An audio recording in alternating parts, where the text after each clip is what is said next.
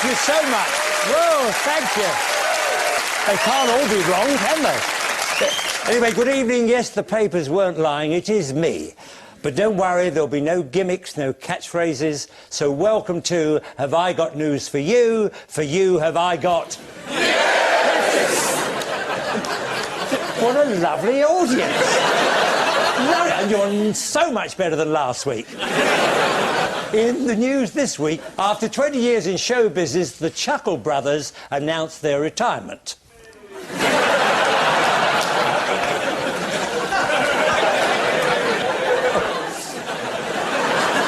In Inverness, after a blind man goes missing on a fishing trip, his loyal companion leads the search party.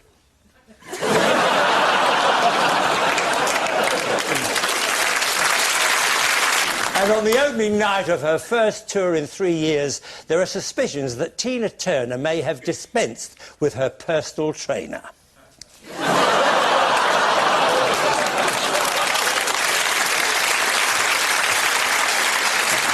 And the first couple on the show tonight...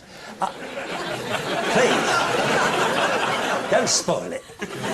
Paul and... who is... Bruce, this is Natasha Kaplinsky, who is the female anchor on the BBC Breakfast News. Isn't that right? Oh, yeah, Natasha Kaplinsky.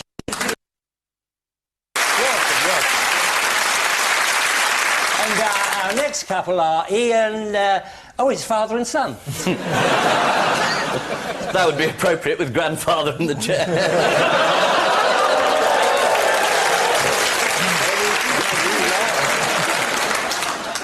I brought with me, Bruce, Marcus Brigstocke, who's a delightful young man who is a comedian, stand-up and star of stage and screen. Marcus Brigstocke, ladies and gentlemen. Welcome, Marcus. So we start with round one. Ian and Marcus, what's this all about? As the Prime Minister, and that's his sidekick. They're very happy. The Euro. Some money. Which we're not going to have there. Tourist there. No, it's me. Oh, is it? And that's Alan Milburn. Alan Milburn. Yeah, he resigned. And what a shame, you know, with no row, no scandal or anything. Just our luck to get a no story. Well, I give it a few days. I think it'll turn. Oh, you think they'll dig something up, Ian? I hope so. But anyway, it was the government's decision to wait and see over the Euro. That's what it was all about. Yeah. It's a historic announcement, Bruce. It was. The whole country was waiting to hear Gordon Brown say, well, maybe. Where did they get the wait-and-see idea from? It was a failed Tory policy, so they borrowed it. What did the Express call the decision? The Express? We're thinking of 2 syllables, probably, maximum, aren't we? A brown fudge. Oh. Charming, isn't it? Charming.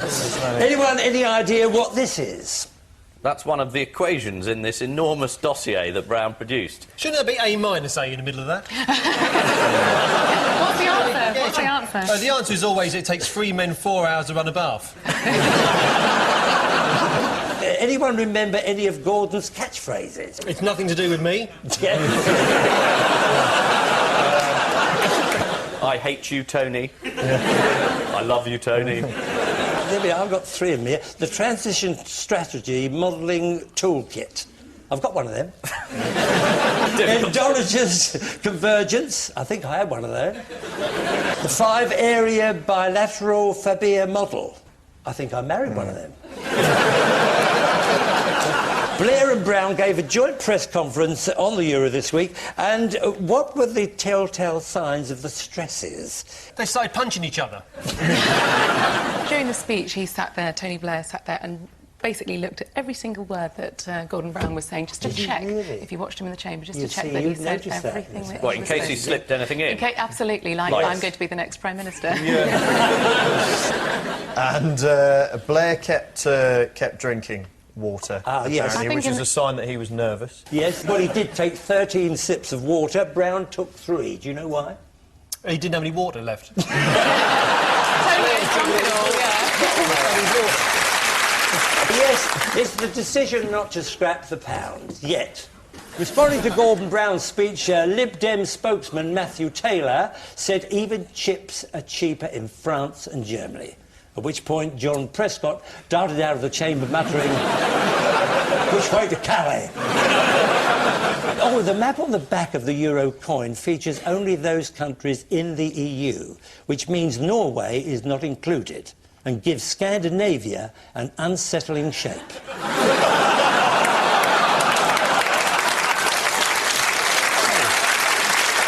Paul and Natasha, look at this. Oh, this was basically Royal Wish You Were Here, don't you think? Royal Wish You Were Here. Oh, this is the Queen visits Legoland. This is all an attempt to boost British tourism, to say what a fabulous country we all live in. She's absolutely fascinated by what she's seen. Charles was wearing a kilt, wasn't he? And a That's little right. dog sniffed up and saw only what Camilla should see. Natasha! Not the crown, surely.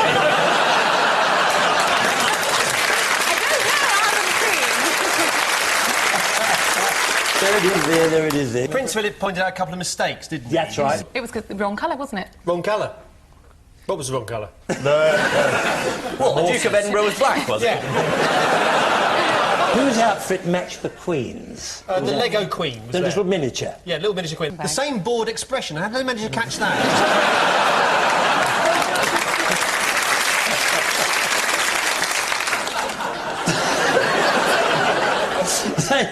They also saw their own busts in Lego. Give us a clue. Which one's that meant to be? It actually looks like Shrek. You must have been in Madame Tussauds. Have you been waxworked? Yes, I think they melted me down about 10 years ago. Just think, after this, you'll be recreated, won't you? After what? After Have I Got News For You? This could be the finish of my career. You said where they sent Prince Edward. Prince Edward, he went to a caravan park in Wales. That's right. And we can see him here talking to Richard and Elsa Taylor. But he didn't go with Sophie because she, you know, she's pregnant, so she needed a bit of a rest. She went somewhere else. That's right. Yeah. She doesn't like camping as much as he... All the royals, they obviously had all these jobs on one day, and somehow Charles got to taste the whiskey. Yes. Do you imagine when they were parcelled out? You do the caravan, you do Legoland, all right. And I do the whiskey because I'm heir to the throne. I'm more worried that Legoland is the highlight of our tourism industry, but there you go, if the Queen gets It's to go. quite good, actually, that Is bit. it? Yeah, that trooping of the colour bit in front. It's pretty hot. Did it bring a tear to your eye when you went? It did. I think they played British Grenadiers, too. Was that how excited you were? Yeah. When staff at Legoland heard that Prince Philip was coming to inspect their work, they started shifting bricks. At least I think that's what they said. Now for the tabloid headline round. Ian Marcus, Sturm Doctor. Yes, that's a clever pun on Spin Doctor, isn't it? No, it isn't. Clever. It's Alistair Campbell refusing to say anything at all. He was asked to appear before a committee to explain why this dossier contained an old PhD thesis he'd downloaded from the internet, with a few words changed. And he's decided not to explain himself, which is reasonable, because he might have to tell the truth. And everyone's saying this is pretty disgraceful. He said Saddam could deploy weapons of mass destruction within 45 minutes, assuming that America, Britain or France could send the chemicals there within about, what, 20 minutes. Good point, good point. Will we That is a catchphrase. Good point, good point. Good point, good point. I can see Paxman doing that one. Will we ever find evidence relating to the weapons of mass? Did you think? Yes, Do you we think will. Yeah, because the Americans have sent in their own inspection team. So, yes, definitely, at some stage, we will. Yes. Well, we have found some evidence. We've been sent this leaflet on handling hazardous chemicals. And who's inspecting them? He's got the job as a weapons inspector.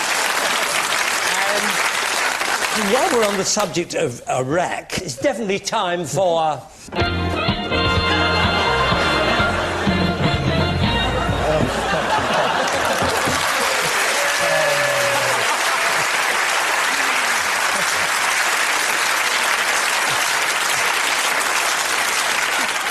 play your Iraqi cards right.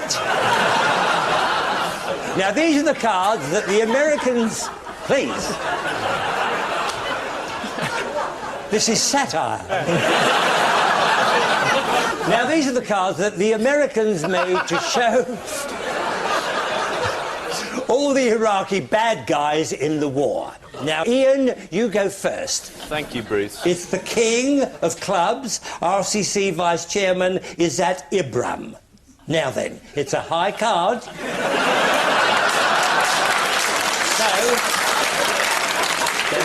think about this. The audience will help you. Do you think it's higher or lower?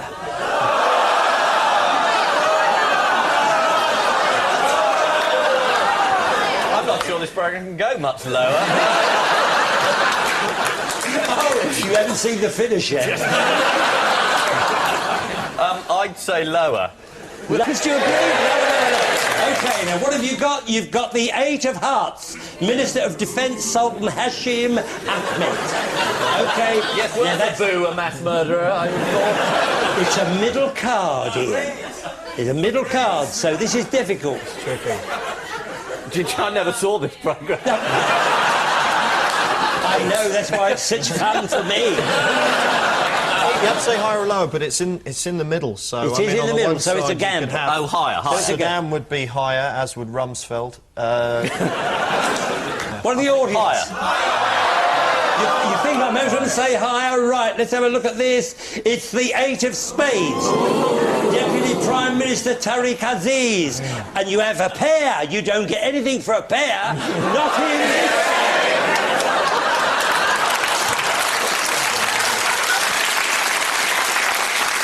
So it goes over to Paul. Okay. And Natasha, you've got control of the board. OK. You have, very important, OK, you've got an Eight of Spades here. Do you think it's higher or lower? I think it's low. I think it You must think be it's lower? lower. Yeah, it They're must be all saying- lower. Five of Hearts, yes. Chief Scientist Hudo Sally. Oh, yeah, Chemical Sally. That was her, wasn't it? No. OK, so marvellous. Now, the last one, it's a fairly low card, isn't it?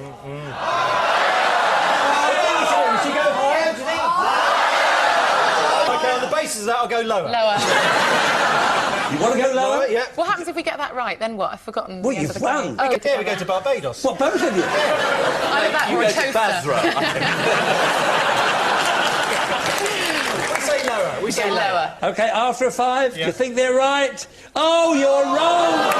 It's the star card, Saddam Hussein. So you've won. Well you go on done. holiday You to see?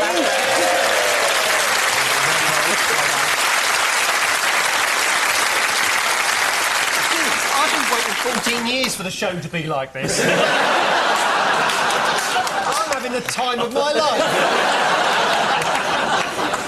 Yes, this is the ongoing row over Alistair Campbell's sexing up of the weapons of mass destruction dossier. All in one breath. I had a purple flash before that. Could you go higher? No, I couldn't. Tony Blair insists that weapons of mass destruction will eventually be found in Iraq. Well, it would be nice to see them.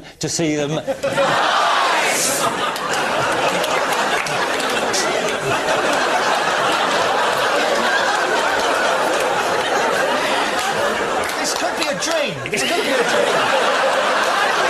It could be in Ian's dream or it could be in mine. I don't know which one it is. Maybe it could be in yours. You and It me, might I be in take yours. that. But actually, I'm just thinking of the way that you read that autocue. I think you should really be a newsreader in your next life. You do it very smoothly. Are you being sarcastic? No. Paul and Natasha, your spinning headline. Botox bonus. This is a story about three celebrities, they are nameless, apparently, who've managed to persuade the taxman that they can net off their Botox injections against tax. On what grounds? That they're a professional expense? Indeed Yes. so. Yeah, because if you're an actor and you have to use, your face and body to express things, it's very important to have parts of that paralysed using botches. Would you consider Botox, Bruce? Well, not on my face, anyway. No. Who started this? It must be in America, presumably, was it? Well, I don't know, because it doesn't give me the facts. No.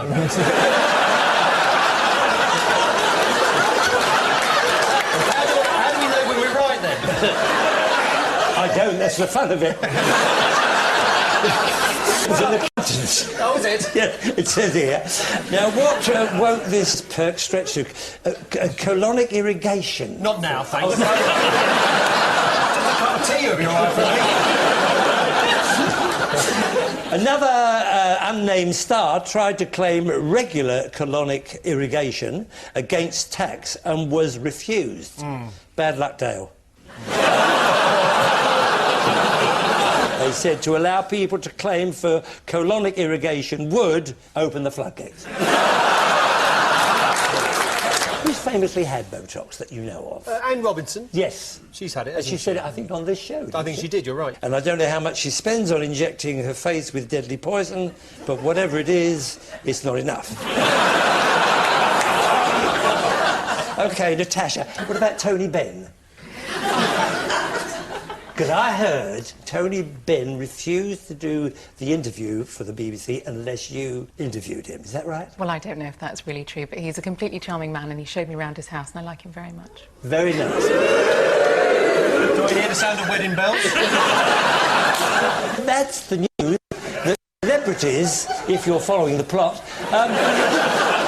can claim tax relief for cosmetic surgery. Anne Robinson has famously been injected with Botox, deadly poisonous and liable to induce vomiting. Anne Robinson presents The Weakest Link. Anyway, at the end of all that, Ian and Marcus 5, Paul and Natasha 4. Very close. Very close. Very close. Now, round 3 is usually the odd one out round, but I've had a much better idea. Yes.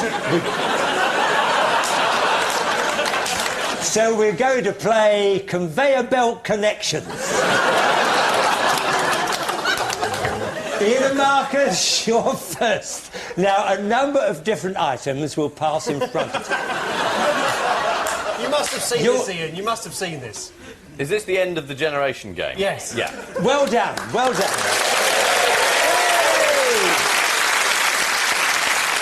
You'll have 30 seconds to remember as many of the items as you can and then tell me the connection between them, all right? I hope you're playing this at home. Right, let's see what's on the conveyor belt tonight.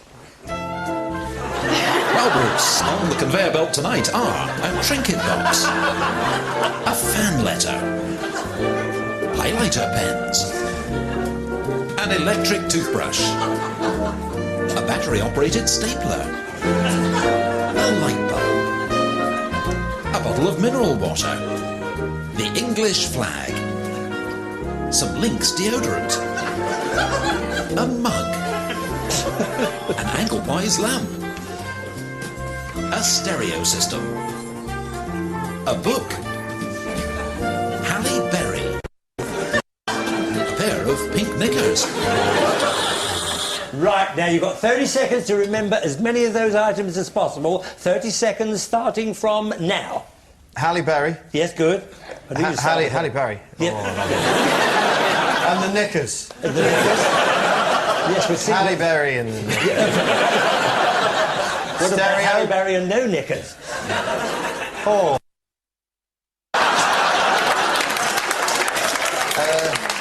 Toothbrush. Cuddly toys a fair bet. Come on, Ian, join in. Fan letter, That's it, good. angle poise lamp, electric light bulb, trinket box. Yeah. Teas mate. Very good. Sorry, I've got to do it. Didn't you do well?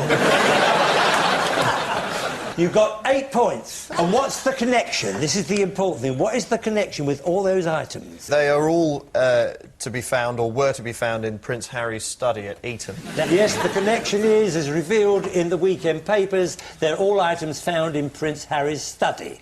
In the week that he leaves Eton, every paper in the land is united in its praise of Harry's ability as an all-round sportsman and artist. I'll make a note of that. Bit thick.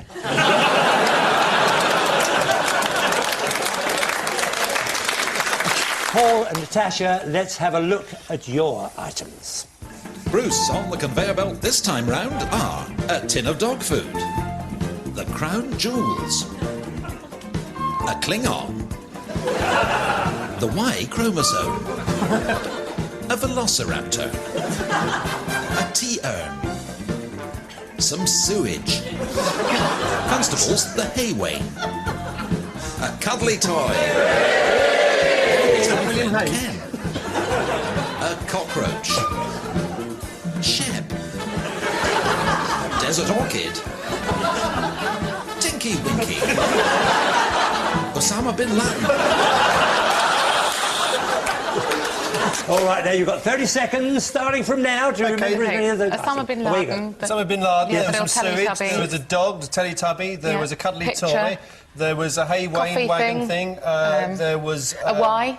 The Y chromosome. Y, yes. chromosome. A little, like an Action Man figure. Action Man figure, Brown tea's made, electric blanket, Electric blanket. A toaster. Was that a toaster? calendar for 1973. Yeah. What else was there? What Cockroach, you get the Cockroach, cockroach? yes, Cockroach, cockroach. yeah. You did that, yeah. Yeah. The Klingon, you got the Klingon. Klingon, yeah. The Klingon. Oh, and how many points did they get? 13!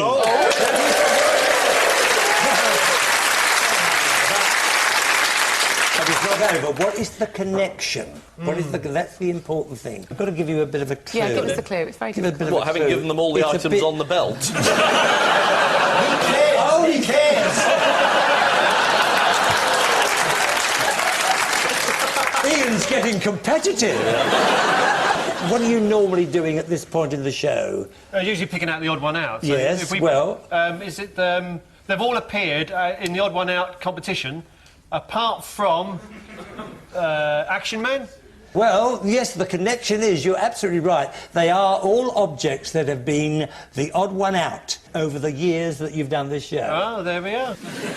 The Y chromosome was on the conveyor belt. The combination of chromosomes determines the gender of human individuals. To put it in biblical terms, XY is Adam, XX is Eve, and YYY, Delilah.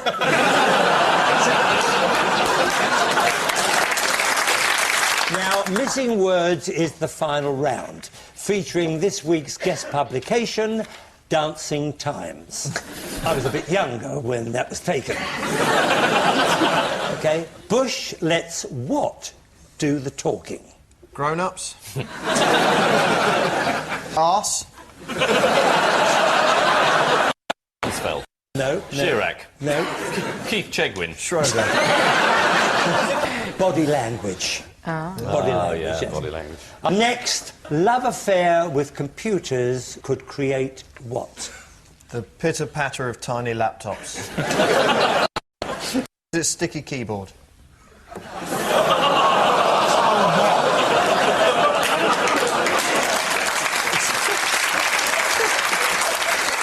I'm not going there. They all for a go, start. "Whoa," and then- The answer is world without romance. Next, tap dance on the what in Switzerland? Is it cheap? Tap dance on the cheap. No, not Is cheap. it piss? What? Tap dance on the piss in Switzerland. Get drunk and tap dance in Switzerland. No. It's a holiday. No. On the increase. On the well done. Oh, well done. Natasha. Yes, tap dance on the increase in Switzerland. Yes. It is on the increase. Well, it must be temptation when the hills are alive with the sound of music. Right. That was Austria. You know your musicals, don't you? At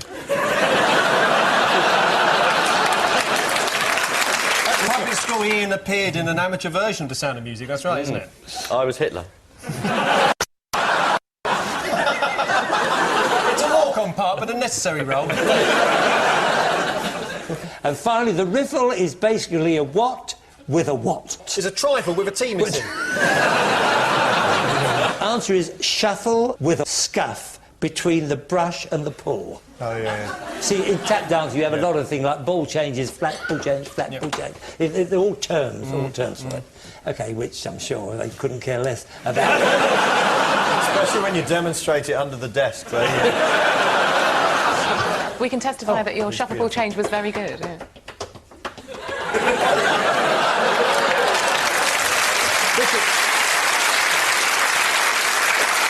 There's a tip for you, a new first for television, invisible tap dancing. Could go on the radio with that.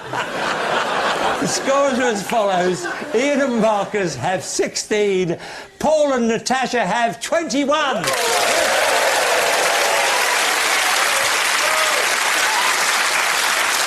Congratulations to Paul and congratulations to Ian, who has won the series. And as our series winner, Ian, we're going to offer you the chance to gamble.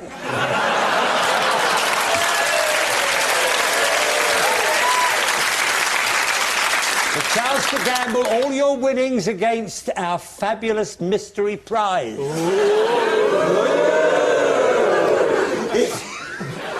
I can't believe I'm doing this. If the only one. Yeah, neither can I. And if you win, you get to keep both the series and the prize. But I must warn you, if you lose the prize and Paul takes the series. OK? You just have to answer one simple question. Audience, what do you think you should do? Go for it. So you should go for it. Gonna go for it, Ian. What do you reckon, Marcus? Yes, Ian. Gamble. All right. Well done, Ian. Very brave. There's now no help from our audience at this point in the show. Here's your question, Ian. It's about football. Who was the England captain for the match against Slovakia this week? Michael Owen. Well done!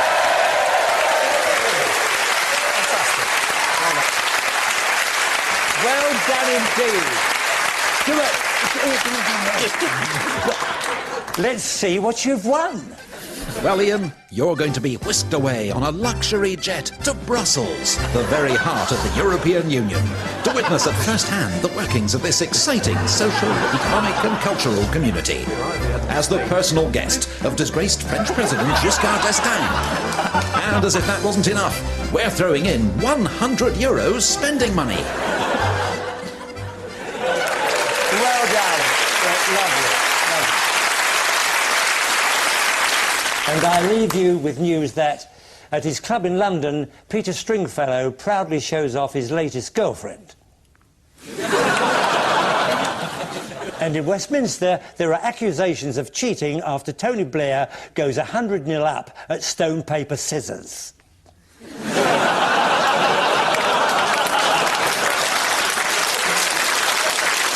Good night.